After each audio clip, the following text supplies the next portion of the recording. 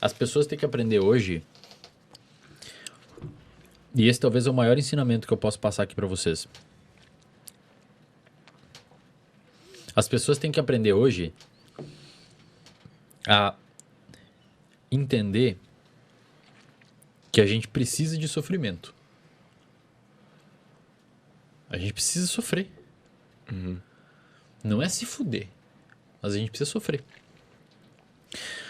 A região do seu cérebro responsável por gerar prazer e motivação é a mesma região envolvida por gerar dor e sofrimento. Dor emocional e sofrimento. É uma balança. Então, num lado está o prazer e no outro lado está a dor e o sofrimento. É como se fosse uma gangorra. Se você aumenta muito o lado do prazer, só prazer, só prazer, só prazer, só prazer, só prazer, só prazer. Perdão, você está botando muito peso aqui no prazer, só prazer, só prazer, só prazer, só prazer, só prazer. O lado da dor e do sofrimento começa a se destacar. E aí o que vai acontecer? No mecanismo de autorregulação, ele começa a vir para o outro lado. Aí você precisa cada vez botar mais prazer aqui, para empurrar. Então o que acontece? Se você fica se submetendo só a coisas fáceis, só coisas simples, só recompensas rápidas, o seu cérebro ele desacostuma a viver com problema. E a vida não é uma corrida de 100 metros, a vida é uma maratona gigantesca. Então se você perceber hoje, cara, eu atendo muito paciente com problema alimentar. Pra caramba. Não consegue controlar a alimentação e tal. 90% deles, cara, eles comem por uma fome emocional e não fisiológica. A pessoa não tem fome. Ela come muitas vezes porque está entediada.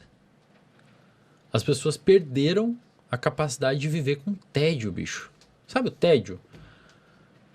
Porque hoje uma criança de 6 anos, acho que vem em uma semana mais informação na vida dela do que um adulto de 1930 a vida inteira. No telefone. O TikTok ali... É tudo ali, cara. O TikTok é luz pra caramba. Inclusive saiu um estudo mostrando que aumenta a dopamina e tal. Fica ali, você quer rolar, fica ali. E, cara, isso tá ensinando o nosso cérebro a não viver mais no tédio. E as pessoas têm que entender que se você desbalançar esse negócio, se você botar só prazer, só prazer, só prazer, o tédio, ele vai, a dor e o sofrimento vai começar a empurrar pro outro lado. Então, na ausência do prazer, você não sabe fazer mais nada. Dói pra você não ter aquilo. Não ter prazer começa a doer. Tipo, quando tu vai, sei lá, fazer cocô e tu não leva o celular, mano. E tu fica agoniado. Exato. Você desaprendeu a apreciar ficar uma boa cagada. Boa, cara. Ficar de boa. Tomar um café, velho. Tem paciente meu que eu falo, ó, sua tarefa essa semana toda, eles dão risada e depois eles voltam uma semana e não conseguem fazer. Eu falo, essa tarefa a semana toda, principalmente empresário, é acordar e ficar meia hora sem olhar o telefone. Os caras não conseguem. Mas ninguém consegue, né? Porque parece que tá faltando um negócio. Tu faz ou tu não faz porque tu não sente necessidade. Cara, às vezes eu faço. Só pra às ver vezes se eu tu acordo consegue. umas 5h20, 5h30, eu falo, cara, eu não vou mexer. Aí eu vou lá, lavo a louça, boto café, Cara, passo mas café. assim, ó, por que os mecanismos evolutivos nos levaram a ter o cérebro assim, velho? Como assim? Porque a seleção natural lapidou os nossos comportamentos da melhor forma possível pra gente ser reprodutivo, pra gente viver e fazer o que animais devem fazer, que é o que a gente é. Por que ele configurou esses mecanismos cerebrais de prazer e de dor dessa maneira? Por que não poderia ser diferente? Porque por muito tempo você... Na verdade, assim... Tu entendeu mais ou menos o que eu quis dizer? Entendi. Na verdade, assim, o nosso cérebro não tem nada errado. Ele funciona... Ele tá feito do jeito que tem que ser feito. O problema é a sociedade que a gente construiu e o ambiente. Lembra que eu falei lá no início? Quem determina isso daqui é o ambiente. Não é necessariamente... O nosso cérebro é uma bolota de células jogada dentro de um ambiente e, inclusive, ele é conectado em rede. O meu cérebro está conectado com o de vocês agora. Dependendo do que eu falar, eu posso alterar a produção de neurotransmissores no seu cérebro. A gente está conectado.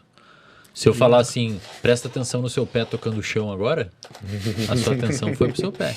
Você não estava prestando atenção na sua camisa tocando o seu corpo. Presta agora atenção você tá. na respiração. Então, o nosso cérebro está conectado em rede. Nós somos uma estrutura em rede. Sacou? Então, o nosso cérebro não tem nada de errado, cara. O problema é a sociedade que a gente construiu. E aí, o que acontece? O nosso cérebro, ele não foi constituído para viver num ambiente com tanto estímulo. Por exemplo, isso aqui que a gente tem aqui agora, esse monte de luz, 9h19 da noite, não é normal. O próprio relógio. O próprio relógio não é normal. O nosso cérebro, durante 99% da nossa tempo como hominídeo aqui na Terra, e como Homo sapiens sapiens, ele nunca teve luz nesse horário entrando no olho. No máximo ia ser uma luz de uma fogueira amarela, pequena, não tão forte, e as pessoas estariam conversando como a gente está agora numa caverna, contando história. Mas nessa época eles tinham muito menos fatores estressores. Não fatores estressores tinham um monte. Mas eles tinham muito menos problemas, assim, desencadeados por esse excesso de... É que na realidade, naquela época, cara, o sistema ele funcionava perfeitamente porque ele foi desenvolvido. Um caçador-coletor, ele ficava estressado quando? Quando ele tinha muita fome, Quando precisava que ficar começou a dar estressado, problema, ou Eles alguém atacava eles ele. viviam melhor que nós. Tipo, eles se sentiam melhor, vamos supor. Eu não sei se eles se sentiam melhor e também não sei se viviam melhor. Aí que tá, eu sou um grande depende. Se tudo que você me perguntar, eu vou falar depende. Porque, cara, com 30 anos, caía seus dentes naquela época, tá ligado? Então a gente não é que eles viviam melhor. E a expectativa de vida era bem baixa. Mas a questão é que o cérebro evoluiu naquela época, foi selecionado naquele contexto. Então pensa assim, por que a gente tem uma tendência grande a lembrar de traumas? Porque é importante, velho. Para a história evolutiva lembrar de um trauma. Pra você ter uma noção, quando você tem um trauma, quando um trauma acontece na sua vida, você tem um aumento da atividade da sua amígdala, que detecta aquele trauma. Você tem uma atividade exacerbada do eixo HPA, hipotálamo pituitário adrenal. Esse eixo HPA libera glicocorticoides e esses glicocorticoides sobem até seu cérebro e eles potencializam a neuroplasticidade daquele evento específico, fazendo você formar mais forte a memória daquele evento. É por isso que muitas vezes você nunca mais esquece daquele evento. E quando é um PTSD, um transtorno de estresse pós-traumático, você muitas vezes generaliza aquela memória tão forte que ela ficou para outros eventos, que é o quê? Um veterano da guerra que escuta fogos de artifício e dispara um medo, uma resposta de medo. Ou um cara que sofreu um acidente de carro e não consegue entrar num carro. Isso, evolutivamente falando, foi importante. Porque o cara que foi atacado numa savana por um grupo de caçador-coletor rival, é importante que ele lembre onde foi aquilo, para ele não ir lá de novo. Ou uma cobra, um jacaré na curva de um rio, é importante que ele lembre aquilo para não ir lá de novo. O problema é que muitas vezes isso é tão extremo que traumatiza demais.